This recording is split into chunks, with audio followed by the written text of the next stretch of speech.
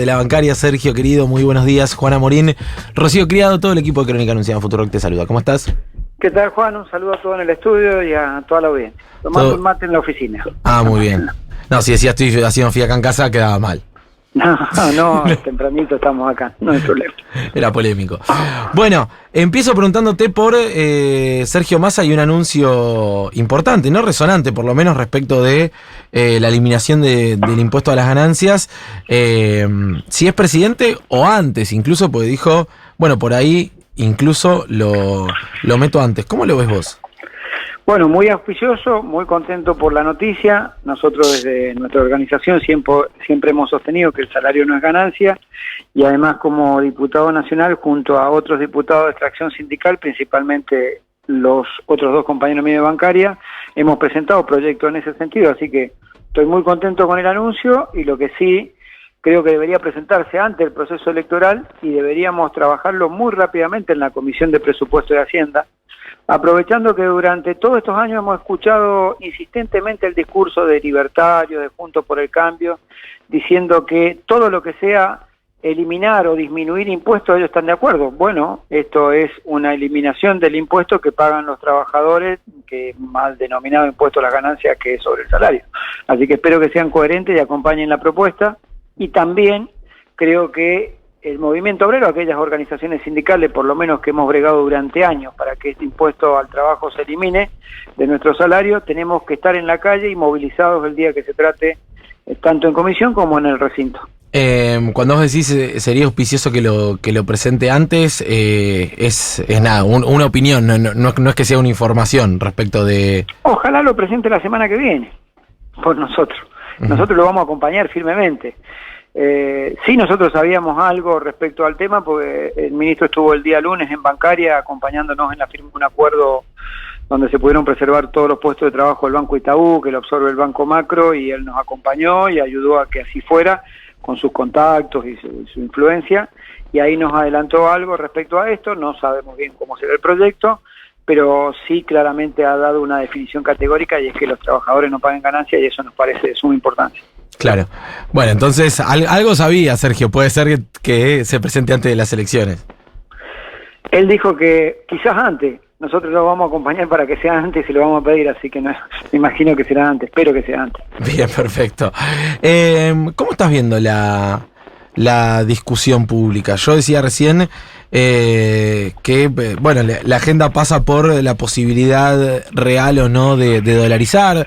¿Qué es lo que implica dolarizar también? Ayer Milei habló de, bueno, si soy presidente dolarizo a 730 pesos, que parece algo impracticable, pero te quiero escuchar a vos al respecto.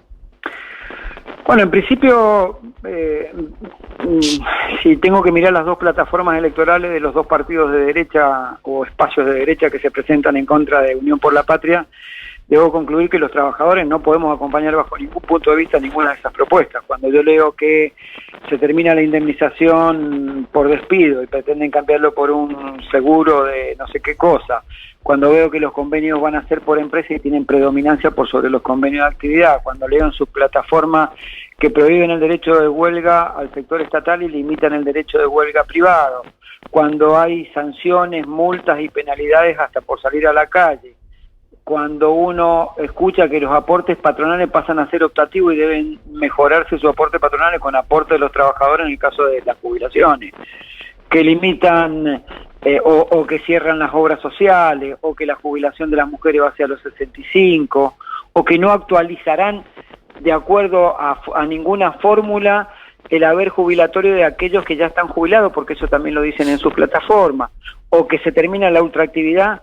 No hay posibilidad de que un trabajador pueda llegar a acompañar ninguna de estas propuestas. Por eso yo le pido a mis compañeras y compañeros trabajadores que piensen muy bien y reflexionen muy bien, porque esta vez le están diciendo la verdad de lo que van a hacer, y lo que van a hacer es dejarlo en un estado de desprotección absoluta para cualquier discusión, más allá de que tienen la pretendida intención de culminar el proceso que siempre ha tenido la derecha en la Argentina, que es destruir las organizaciones sindicales como organización que representa a los trabajadores y que es un faro de resistencia. Así que yo veo que por ese lado, nosotros ahora que está blanqueada cuáles son las propuestas y cada vez profundizan más, sobre eso está claro que ningún trabajador podría votarlos y vamos a militar para que así sea. Respecto a la dolarización, bueno, ahí hay una gran pelea entre los economistas de derecha, entre los que dicen de la dolarización y los que planteaban el esquema bimonetario y que también ahora dicen que la dolarización no es mala.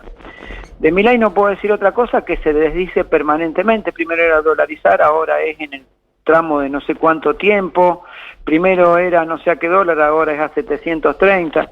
La implicancia es directa. Si hay una dolarización de los salarios, hay una devaluación, y esa devaluación impacta en que vas a quedarte con la mitad o menos de la mitad de tu poder adquisitivo. Sí, parece difícil incluso dolarizar a 730 pesos, ¿eh?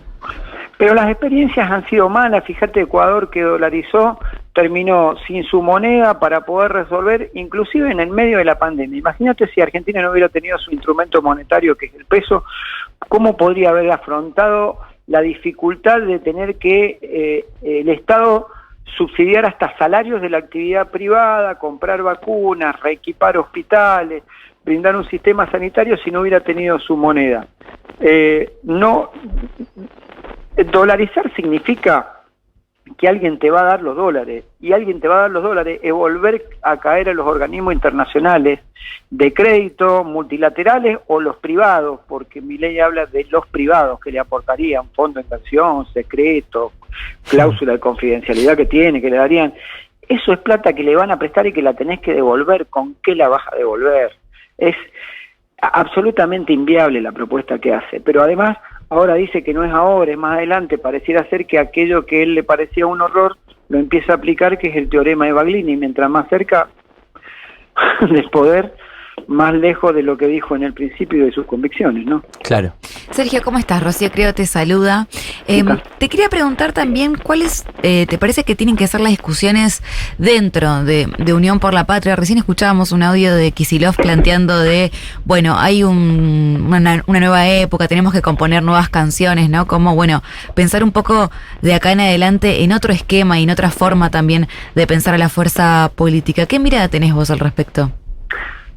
Yo tengo una mirada de que nosotros tenemos que recuperar nuestras verdades y que nadie nos las arrebate. Y nuestras verdades son trabajar muy cerca de los trabajadores y de los que menos tienen.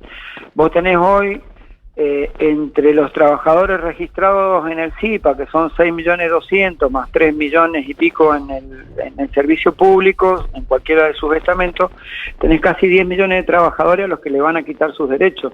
Entonces nuestra plataforma tiene que ir sobre eso y tiene que ir sobre los más de 10 millones de personas que no tienen derecho y que no le vas a llegar con ese discurso, con esa situación, que necesitan soluciones urgentes, ya sea un monotributista social, un monotributista en sus distintas categorías, un plan potenciar.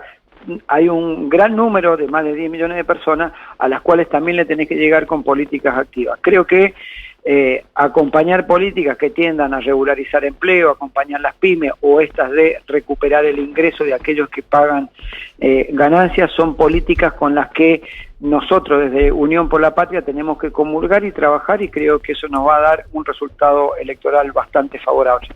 Claro, es decir, la mejor campaña es hacer política. La mejor campaña es hacer política y hacerla con nuestros instrumentos y con nuestra idiosincrasia. Entonces la mejor campaña es hacer política y peronismo. Hacer política y hacer política del campo nacional y popular con la amplitud que tiene el campo nacional, que no solo es el peronismo, sino que en la Unión por la Patria son varios partidos políticos los que comulgan. Sergio, ¿coincidís en esto de bueno, que no se dejó todo, o no todos dejaron todo en la cancha camino a las PASO? ¿Como que se llegó silbando bajito? Yo creo que la PASO, más allá de que alguno le haya puesto más o menos el cuerpo, que será una valoración de cada uno, tenía un componente, y es que había un enojo de la gente que lo hizo sentir, ¿no? No seamos ingenuos y no neguemos la realidad. Que un candidato outsider termine sacando esa cantidad de votos tiene que ver con que una parte de la sociedad claramente no está de acuerdo o está enojada.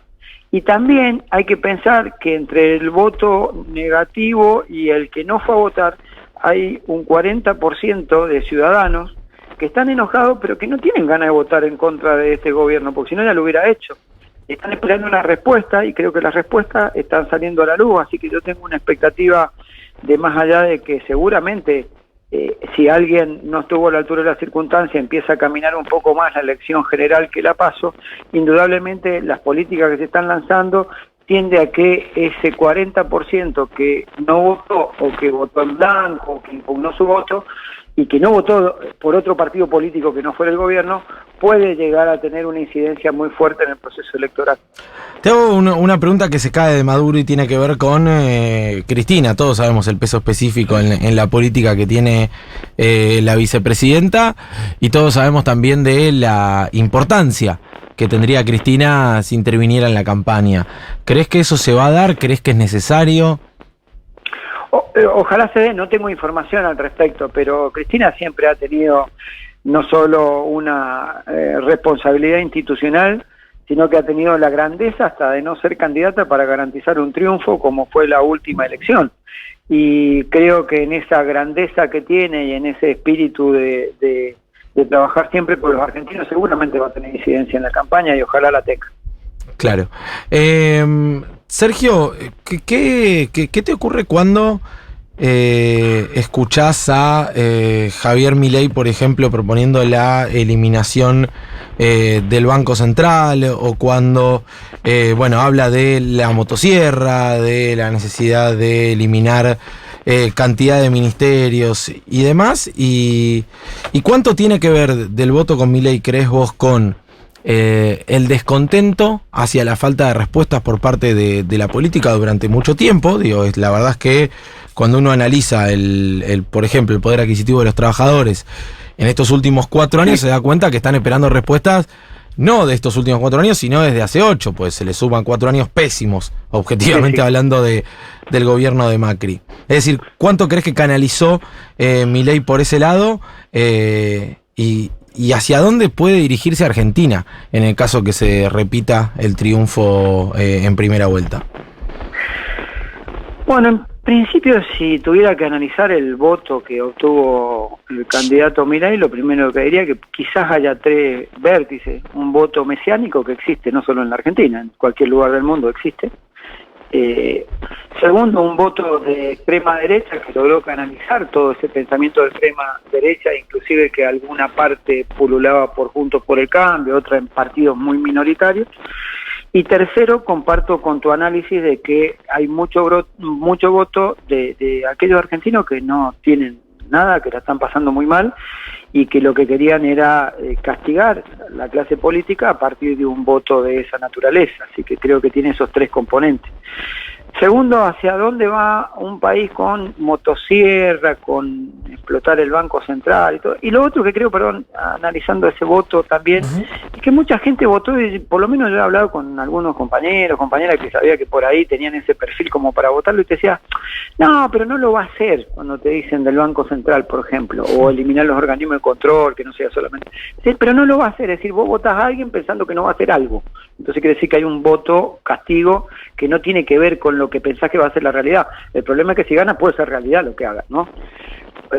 Y lo que veo es, yo no veo por ahora un Milei que gane en primera vuelta o que gane la elección general. Creo que el candidato de Unión por la Patria está competitivo a partir de estas decisiones que está tomando, el tema de reactivar las pymes, el tema del impuesto a la ganancia.